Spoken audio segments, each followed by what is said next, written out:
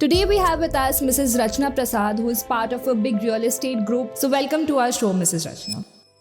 Someone has selected a house. Does the paperwork take a lot of time? In a real estate, it's very difficult to say how long. Can you share a story about helping someone close a property deal and how was the experience? When RERA was introduced, Bengal took a lot of time to introduce WB RERA here. How expensive is the registration process? Benefit from the government is always there. You should take advantage of that time period, because in between also there was a 2% benefit given by the government for certain period of time. A lot of studies are there that women lose less money in the market compared to men. Very few women will be in the trading business of stocks. They'll be in the long-term investments, because we have a lot of patience to stay on in the market. When do you think is the right age to introduce children to, say, finances? Warren Buffett started at the age of 11 and he said that I am late.